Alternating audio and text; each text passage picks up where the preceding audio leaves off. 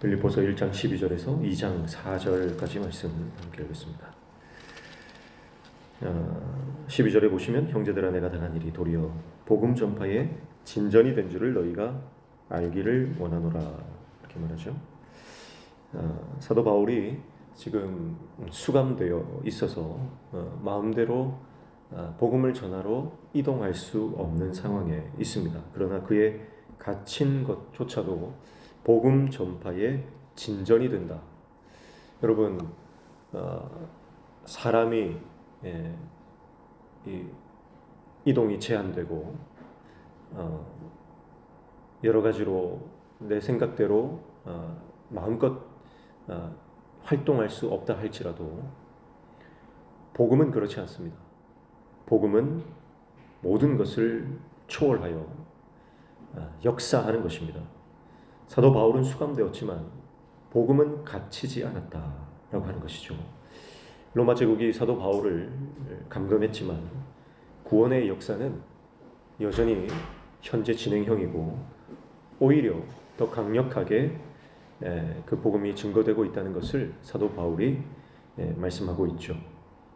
어쩌면 사도 바울이 로마에 의해서 수감되고 지금 갇힌 상태로 되어 있는 것이 바울의 존재감을 더 뚜렷하게 드러내는 그런 사건이 되는 것입니다. 그래서 바울 스스로는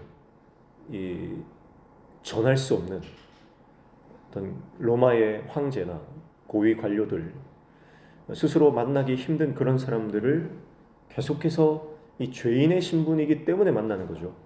그러면서 그들 앞에서 복음을 전할 기회를 얻게 되는 것입니다. 그래서 사도 바울은 이런 모든 상황들에 대해서 이것이 복음 증거의 역사다, 복음이 진전되고 있는 역사다, 그렇게 이해하고 있는 것이죠.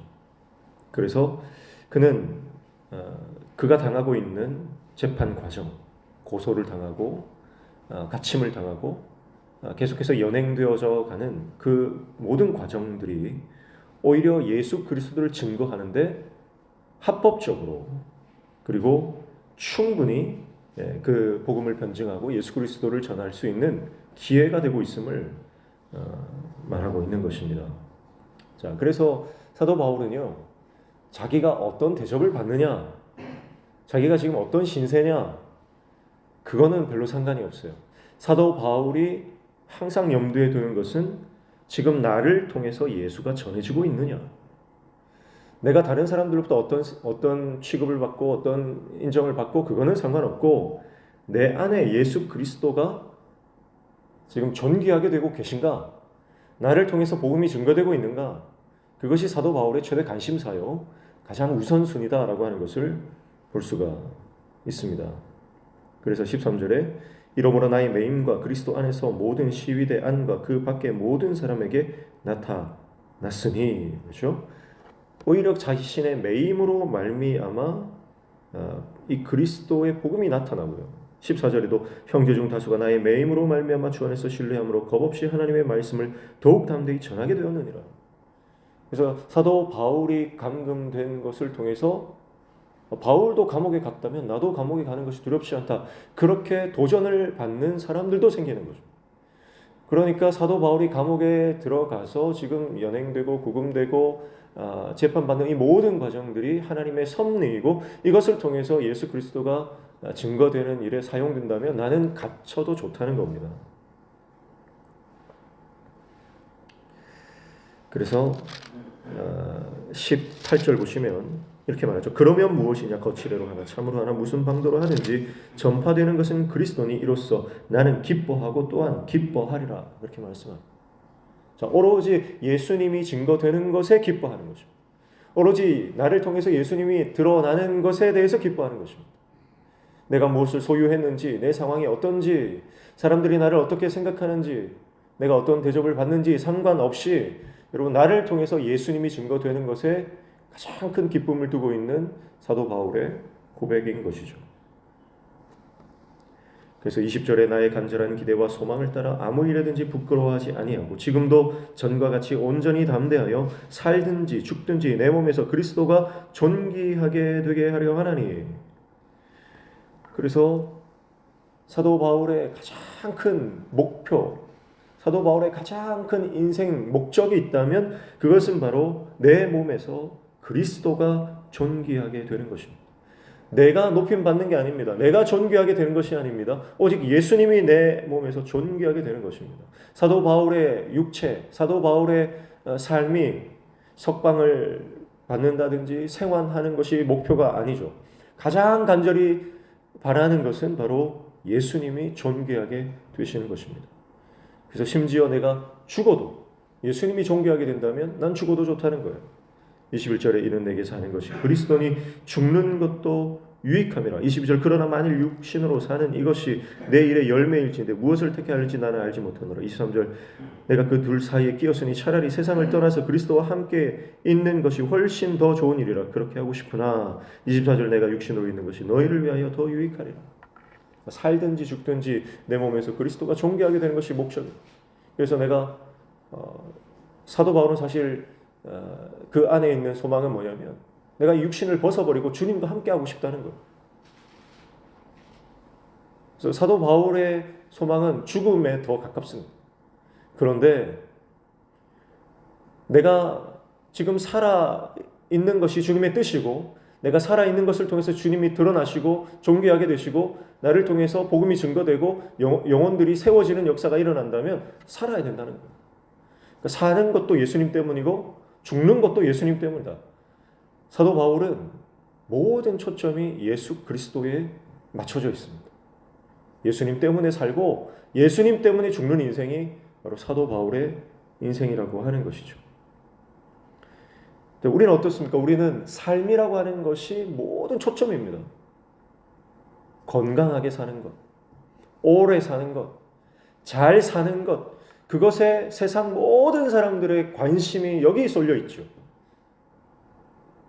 근데 여러분, 그리스도인은 어떤 사람입니까? 삶에 대한 미련이 아니라, 삶에 대한 애착이 아니라 예수 그리스도 때문에 살기도 하고 죽기도 하는 인생이 바로 그리스도인인 줄로 믿습니다. 내 삶보다, 내 생명보다 주님이 더 귀하신 겁니다. 그런 신앙으로 우리가 이 사도 바울의 신앙으로 들어갈 때 우리는 하나님 나라의 영광을 경험하게 되는 것입니다. 삶 때문에 살기 위해서 신앙을 포기하느니 신앙을 위해 죽음을 택하는 사도 바울의 모습을 보십시오. 또 이 세상에 대한 미련이 전혀 없지만 그럼에도 불구하고 내가 이 땅을 살아가는 이유는 예수님 때문이다. 예수님이 주신 사명 때문이다. 그렇게 고백하는 사도 바울의 모습을 바라보십시오. 바울에게 예수는 존재의 이유이며 삶의 목적이며 그에게 전부였다. 여러분, 예수님이 전부인 사람 세상에 이기지 못하는 줄로 믿습니다. 예수님이 전부인 사람을 어떻게 이깁니까?